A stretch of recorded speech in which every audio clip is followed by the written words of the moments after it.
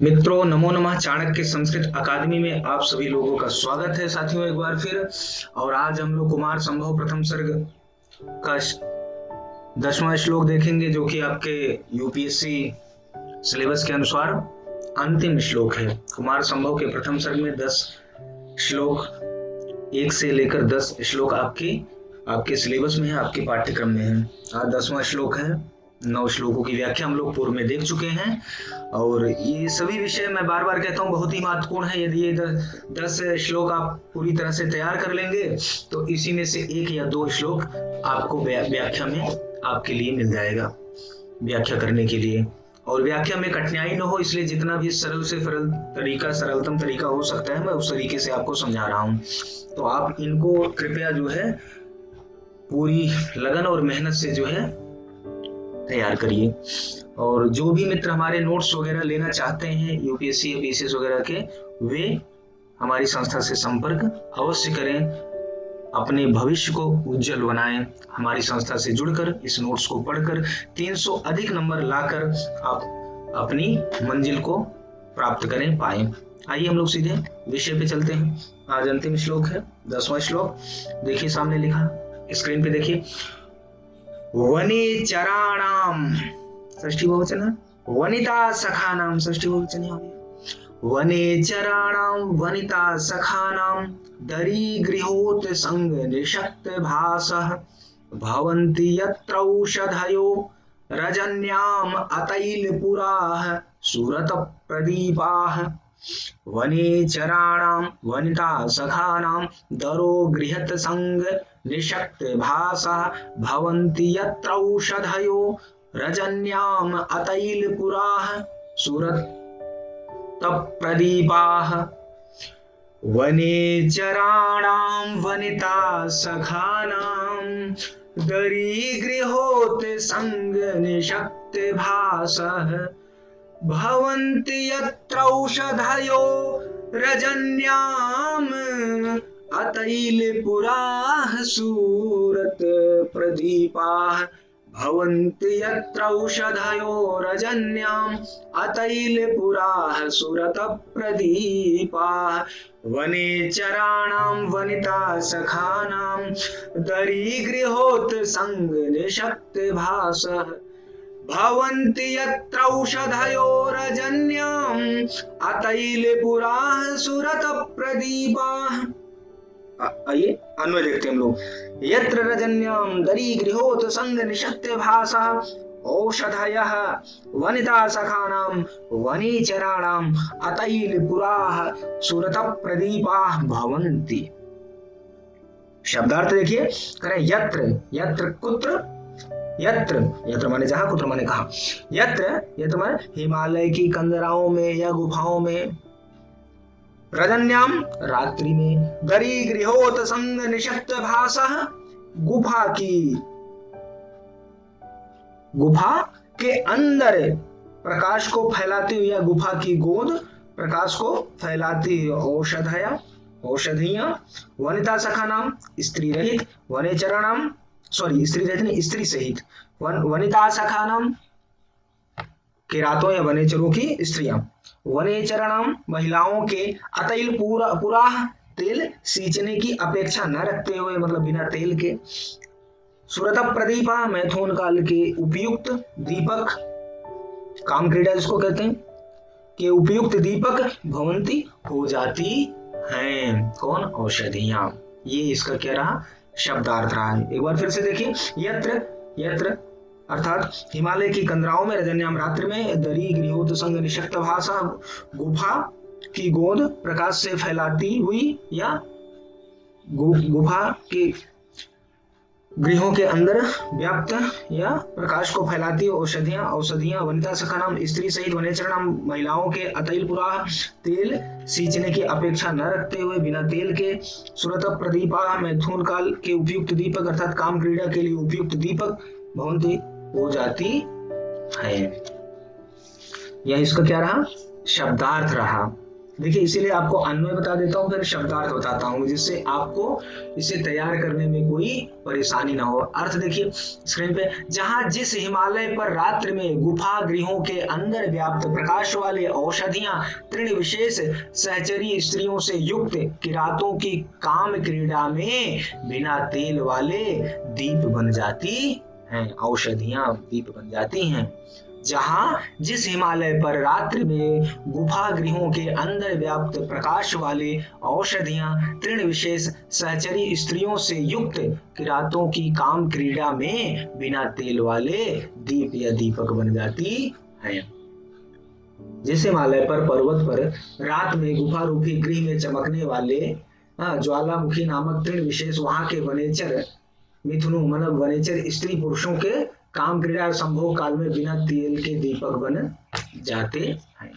मतलब जो वहां गुफा में जो काम क्रीड़ा इत्यादि जो वहां पर रहने वाले वनेचर हैं वो अपनी स्त्रियों के साथ जो करते हैं, तो वहां पर अब उनको वहां पर तो अब ऐसा तो है नहीं कि तेल है या लाइट है या बिजली है, वहां पर जो विशिष्ट प्रकार की औषधियां पाई जाती हैं जो रात्रि में प्रकाश युक्त हो जाती हैं, वे क्या कर रही हैं, दीपक का कार्य कर रही हैं, और वह भी कैसा दीपक, बिना तेल का दीपक। तो उनके काम क्रीड़ा में वह सहायक बन रही है। आइए देखिए महाकवि कालिदास जी क्या कहते हैं। देखिए प्रसंग क्या है, संदर्भ तो सेम चला रहे हैं, आप देख ही रहे हैं। प्रसंग है प्रस्तुत श्लोक में कवि ने संयोग श्रृंगार के माध्यम से हिमालय की औषधियों की दिव्यता का वर्णन किया है। किसके माध्यम से, संयोग श्रृंगार के माध्यम से हिमालय की औषधियों की दिव्यता का वर्णन किया है इस पद्य में या इस श्लोक में। आइए इसकी व्याख्या देखते हैं। हिमालय में देखिए अब इस पद से क्या पता चलता है कि हिमालय में ऐसी औषधियां भी प्राप्त होती हैं जो प्रकाशित होती हैं, जो रात्रि में प्रकाशमान हो जाती हैं, प्रकाशित होती हैं। उनका यह प्रकाश दिन में प्रतीत नहीं होता है, परंतु जो है देखिए औषधियां प्रकाशित होती हैं दिन हो रात हो, लेकिन परंतु उनका दिन में यह प्रकाश हमें दिखाई नहीं पड़ता, प्रतीत नहीं होता। किंतु रात्रि में अंधकार होने के कारण वे प्रकाशित होती हैं और ऐसे दीपक का कार्य करती हैं जिन्हें तेल की अपेक्षा नहीं होती है, जिनके जलने के लिए किसी तेल इत्यादि की आवश्यकता नहीं होती है, बिना तेल के ही वो दीपक के समान जलती हैं। इसलिए हिमालय की गुफाओं में निवास करने वाले किरातों को रात्रि में दीपक की आवश्यकता नहीं होती। जो हिमालय की गुफाओं में किरात लोग जो वहां पर निवास करते हैं, उनको रात्रि में इसीलिए दीपक की आवश्यकता नहीं होती। दीपकों के स्थान पर वे इन्हीं औषधियों का प्रयोग करते हैं। ऐसी औषधियां हिमालय के क्षेत्र में प्राप्त होती हैं। ऐसी विशिष्ट औषधियां जो हैं वे हिमालय पर्वत पर प्राप्त होती, हिमालय क्षेत्र पर पाई जाती हैं। ऐसी दिव्य औषधियों का क्षेत्र होने से हिमालय भी दिव्य है, हिमालय भी अलौकिक है। इसीलिए कवि ने प्रथम पंक्ति में हिमालय को देवतात्मा कहा है। अब आप प्रथम श्लोक आप याद करिए, जहां पर महाकवि कालिदास प्रारंभ करते हुए कहते हैं ना कि अस्त्युत्तरस्याम दिश देवतात्मा हिमालयो नाम नगाधिराजः पूर्वा परौ तोयनिधिवगाह्य स्थिता पृथिव्या इव मानदंडः। तो प्रथम पंक्ति के पूर्व में क्या कहा, अस्त्युत्तरस्याम दिश देवतात्मा, इसीलिए यहाँ वहां पर इन्होंने क्या कहा, हिमालय को देवतात्मा कहा। मल्लिनाथ इस प्रसंग में आगम वाक्य को उद्धृत करते हैं कि अग्नावो या अग्नाव औषधिषु चा तेजो निधाय रविरस तम याति इत्यागमः। इस प्रकार से आगम अर्थात अग्नि में और औषधियों में तेज को स्थापित करके सूर्य अस्त हो जाता है। इस लाइन का अर्थ ये है। तात्पर्य है रात्रि में अग्नि और औषधियों का तेज अधिक प्रकाशित होता है और रात्रि में सूर्य के अभाव में औषधियां ही प्रकाश का कार्य करती हैं। जब सूर्य नहीं होता है वहां पर, अर्थात सूर्य का प्रकाश नहीं होता है और कोई ऐसा दीपक भी नहीं है उन कंदराओं में, तो वो उन कंदराओं में प्रकाश कहां से उत्पन्न होता है, इन्हीं औषधियों के द्वारा वह कंदरा प्रकाश मय हो जाती है, अर्थात रात्रि में सूर्य के अभाव में औषधियां ही प्रकाशक का प्रकाश फैलाने का कार्य करती हैं। इन औषधियों में तेल की आवश्यकता भी नहीं होती, ये भी बता रहे हैं अतैल पुराह। इन औषधियों में तेल की आवश्यकता ना होने से वे स्वयं प्रकाश होती हैं, वे स्वयं प्रकाशित होती हैं, स्वयं प्रकाश देती हैं, प्रकाशित करती हैं। तो हिमालय क्षेत्र में पाई जाने वाली ये औषधियां, हिमालय क्षेत्र में इस प्रकार देख सकते हैं कि हिमालय क्षेत्र में पाई जाने वाली इन औषधियों की यह विश्व दिव्यता है। ऐसी दिव्यता का वर्णन महाकवि कालिदास जी ने प्रस्तुत श्लोक में किया है। तो इस प्रकार से हिमालय कैसा वैशिष्ट्य रखता है, कैसी महत्ता रखता है, और वहां पर कैसी चीजें उत्पन्न होती हैं, कैसी पाई जाती हैं, क्या क्या है, इन सभी का वर्णन महाकवि कालिदास अपने श्लोकों के माध्यम से हिमालय की महिमा के रूप में वर्णित किया है। आइए साहित्यिक सौंदर्य देखते हैं। करें श्लोक में विभावनालंकार, परिणामालंकार, संश्लिष्ट अलंकार, उपजाति छंद, माधुर गुणी और वैदर्भी रीति है। ठीक है,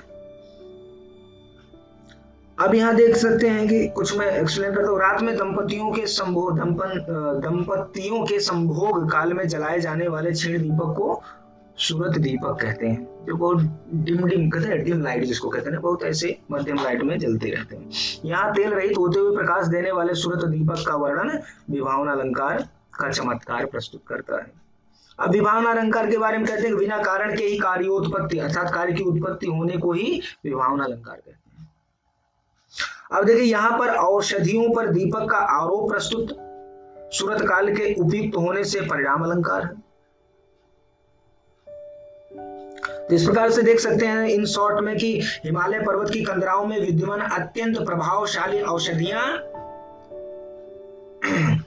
जाज्वल्यमान होती हैं, अर्थात प्रकाशित होती हैं और चारों तरफ प्रकाश फैलाती हैं। उन्हीं कंदराओं में वनेचर पतियों के साथ रथ क्रीड़ा करते हैं, अर्थात काम क्रीड़ा करते हैं। उस समय दीप्तिमती औषधियां बिना तेल की अपेक्षा किए हुए सूरत प्रदीप का काम करती हैं। तो इस प्रकार साथियों आप लोग इन विषयों को तैयार करिए। जय तो संस्कृतम, जय।